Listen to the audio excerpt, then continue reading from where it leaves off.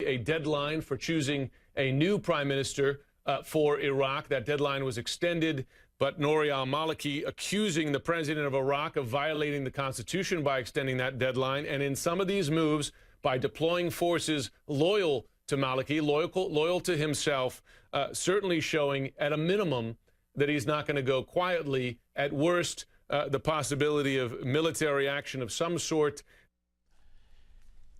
You would be hard-pressed to find one member of the current Iraqi government who would be able to recite, much less remember or even be able to identify, the man who spoke these words: "A house divided against itself cannot stand." Abraham Lincoln spoke those words in June of 1858, and the subject matter was America's split call on slavery. Granted, what is happening now in Iraq might not seem so cut and dried, but the tone and conclusion remains crystal clear. The warring factions in Iraq are legendary, as is their centuries-old fight. So why are we supposed to believe anything America does to seek and right this sinking ship will have any real, lasting effect? Welcome back to MidPoint. Middle East analyst, blogger for Huffington Post, former prisoner of war, freedom fighter, award-winning documentary filmmaker, Matthew Van Dyke joins us today. Matt, thanks so much for being here. Thanks for having me. Matt, there is the question I think that is on the minds of so many people every day when we hear al-Maliki talk, when we hear the president talk. Is it not fair to say that there are so many factions here that people are almost right to ask, is it possible that in our lifetimes, if all of these different warring factions can ever agree on anything? No, it may not be possible in our lifetimes, but we've reached a situation where we really don't have a choice but to intervene, because ISIS poses a threat not only to Iraq, but to the entire region and perhaps to us here at home as well. Let's talk about at home, because I think that's something that a lot of people are now hearing. There has been the statement made that ISIS is now more dangerous than al-Qaeda was at the time that they struck America in 9/11, simply because of money and people. In your opinion, could you go into depth a little bit here and give us your side of this? Is this really possible here? Is ISIS, that seems to be so located right now in one section of the globe, really going to take this and make it a global war and then possibly come to America? You know, in the beginning, it didn't really seem that way. It seemed that ISIS would be focused on both Iraq and Syria, and with their name change, calling themselves the Islamic State and dropping the Iraq and Syria, it's quite clear that they have global ambitions. They want to replace al-Qaeda as the preeminent terrorist organization in the world. It's just like any organization. They strive for greater and greater things in their view. Al-Baghdadi is clearly a very ambitious leader. There's no doubt that they will try to do attacks abroad to raise their stature and replace al-Qaeda. And it's a threat. It's a grave threat, especially to Europe, also to the United States, and one that continues to grow the longer we let it fester. Is it possible that with what ISIS is doing right now, and we have detailed some of the tragic things that are going on in Iraq, and they are growing. There are people now, we are being told in reports, who at one time were part of al-Qaeda, who are now looking to join ISIS, and others are looking to join this group. Is it still time? Can we still stop them, or has this already become a bit of a disease that we're just not going to be rid of for generations? Well, we've let it fester so long that we had something that we could have dealt with in the first year of its existence, or even perhaps stopped it from ever really rising in the first place through a stronger policy involving Syria. Unfortunately, now it's reached a point where the membership is in excess of 10,000 members. They're spread over such a large geographical area. It'll be very tough to contain it, very tough to stop it. We're looking at a multi-year long war, another war on terrorism, simply because we didn't act quick enough to snuff this out when it first started. I want to show everybody here, and I want to read to you also a quote that came from Nouri al-Maliki, who is the prime minister, the deposed prime minister, the former prime minister. We could put so many titles on him right now because nobody seems to know exactly what he is. Today, we are faced with a dangerous violation of the Constitution. We have proof and evidence that we are the biggest bloc in Parliament, according to the ruling of the federal court. This is the first session of Parliament. We are the State of Law Coalition, and we have a candidate. This is Maliki's party, al-Maliki's party, declaring his replacement is illegal. But with all this going on, is it fair to say that we don't know who's running the country, and there really is no one in charge at this moment, because you have what looks like a 2, 3, or even 4-pronged civil war staring us right in the face? Right, Iraq is over. which is a good thing. You know, these are borders that were drawn by the British a long time ago. Why we continue to try to impose that these borders should remain is beyond reason, really, at this point. And we can't control it anyway. Iraq is on its way to breaking up into 2 or 3 different countries. Maliki has lost all support. Most importantly, he's lost the support and backing of Iran, which has used him as a puppet for several years. He's on his way out. Who will really emerge and whether they can hold the Iraqi government together remains to be seen. You mentioned Kurds and Kurdistan. If you would, please, I want you to go into a little depth here, because there are people who believe that the Kurds need our help. They deserve our help. And as you have stated even here, that the Kurds need to break away and there needs to be a separate state and lines redrawn. Why is this so important? Kurdistan has essentially been independent for many years. It's actually a region I used to live in. I lived there from 2008 to 2010 in Erbil.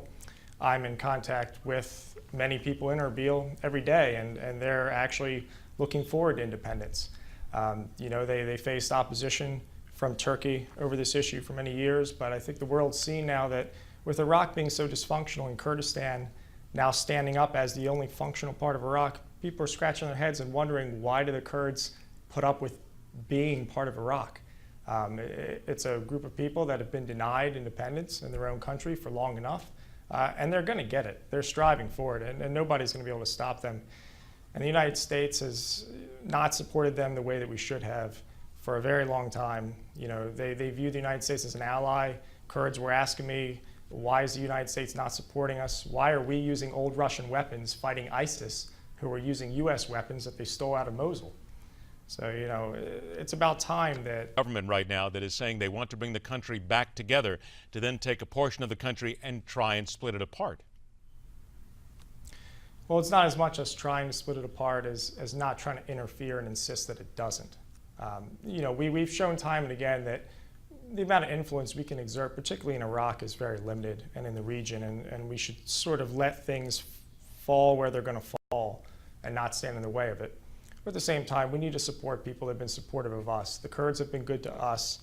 They felt abandoned recently. They still feel like we're not doing enough, and they need our help, and we should stand by them. And it will send a signal to other allies that we have that we stick with those who are good to us. In sending weapons to the Kurds, then, would that make them the #1 target of any other group that is against the United States, and more specifically ISIS, and make it more dangerous for them? No, now that U.S. air power has come down on them pretty hard. You know, the more arms that the Kurds have, that will at least shore up the north of Iraq and prevent the spread of ISIS to there, and actually allow us to more effectively deal with ISIS as they try to spread into eastern and southern Iraq instead. Is it not fair to say here that you've got Syria, Turkey, and Iran?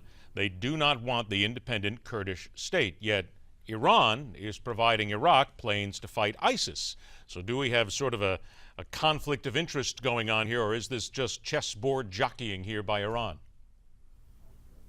It's a very complicated situation. You know, Syria stood by and let ISIS essentially occupy parts of the east of the country because they viewed it as a way of splitting the Syrian opposition. Iran plays many different sides. It is a chessboard. Iran has become quite masterful at it. We are losing it quite badly. We do not have a good chess player in the White House, and this is the result. All right, now I want you to hear a soundbite here from John Kerry. That was this morning in Sydney, Australia, talking about Iraq's new leaders and what they need to do, and then I'll come back and ask you a question on that. Here's the soundbite. The new Iraqi leadership has a very difficult challenge. It has to regain the confidence of its citizens by governing inclusively, but also by taking steps to demonstrate their resolve. And we're going to continue to stand with the Iraqi people during this time of transition. Is there any reason for the Iraqi people themselves to believe, those who are following this, those who want to be saved from what is a disastrous situation, is there any reason for them to have any faith whatsoever in whomever runs the government at this time? Because let's face it, everybody there is corrupt, or at least it sure seems that way. Yes, and I'm not even entirely sure how many Iraqis consider themselves to be the Iraqi people. They consider themselves to be Shia, Sunni, Kurd. You know, they don't have a lot of identity wrapped up in their nationality anymore. It's all sectarianism. And they're not going to stand up and say, we are Iraqi people, we want to unite and hold the country together. Every day, Iraq becomes more and more divided.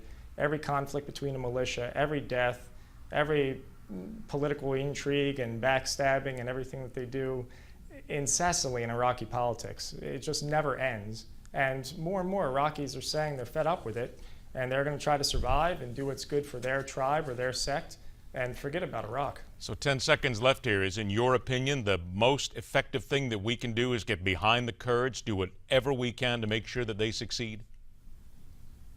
Yes, the Kurds are the only reliable players in Iraq, and we need to eliminate ISIS as quickly as possible. And let us see if the American government then decides to do exactly that and the next step that they take. Matt Van Dyke, always a pleasure to have you on the show, my friend. Thanks so much for your opinions. Thank you for having me. All right, later on this hour, the debate over 4 simple words: in God we trust. And after the break, another piece of the Middle East history puzzle we seem unable or unwilling to comprehend.